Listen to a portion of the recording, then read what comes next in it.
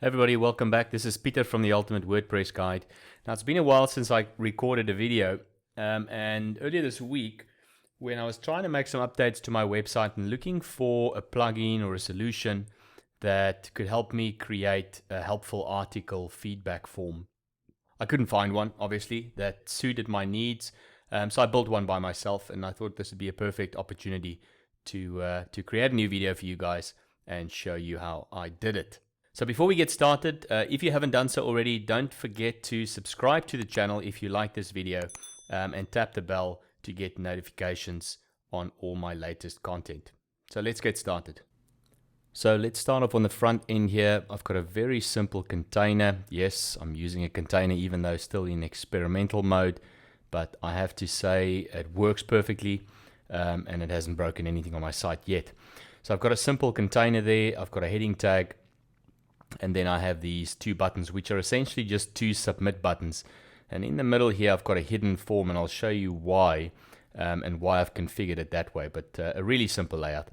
So if I jump over to the back end, as I said, over here I have a simple container, and I've aligned the elements to center. So I've only got a single container, and I've aligned 4 elements in here. So I've got the heading, I've got the hidden field, and then I've got 2 submit buttons. Right. So let's start off with the buttons then. On the button, I've essentially just configured, I've used the Piotnet Addons form builder. So I've used the fields and the buttons, and I've given it a uniform form ID for all of the fields, obviously the hidden field and the 2 buttons. And I've put some text in. I said that's a yes button. And on the actions after submit, I've set it up. Now, this is not an elegant way of doing this, but it works. It gives me a notification. Everybody clicks on these buttons to give me feedback. So I've got an email notification set up, and on the email, and I'll show you why I've configured it this way again, where the hidden field is there, I'm in the subject line, I'm calling back the post title, and I'm saying in the subject as well, yes, it was helpful. And if I go over to the other button, I've done the same, actions after submit. I've put that into an email, and I've said not helpful. Now, if I quickly jump to the hidden field, I've added a hidden field in there with the same form ID. I've set the type to hidden, and the default value I've set to that is post title, because what I want to essentially do is this container will be on every single post page, or page for that matter, and I want people to, or I want myself actually to be able to see which post people clicked yes or no to, right? So I've captured the post title, and what it essentially does, it sends me an email that looks like this.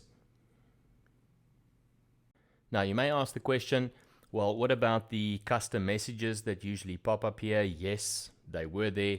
I had to put in a small bit of custom code just to get rid of it, because what ended up happening was as soon as you click the button, the custom message showed up and it pushed the button all the way up, which I didn't like.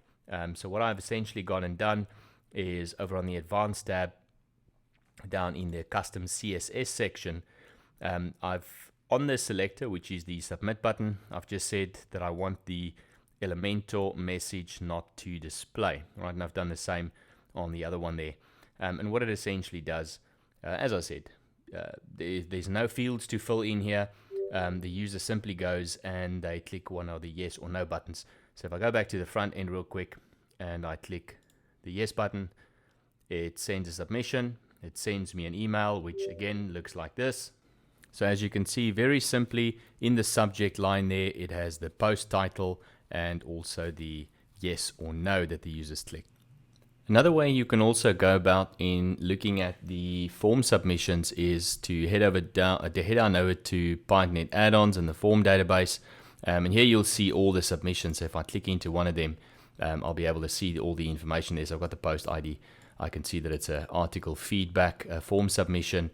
And because I'm capturing the post title in one of the custom fields there, I can see that as well. But the email obviously is a bit more comprehensive, because in the configuration, I have told it to put in the yes, helpful, and no, not helpful text as well. So that just gives me a bit more additional context.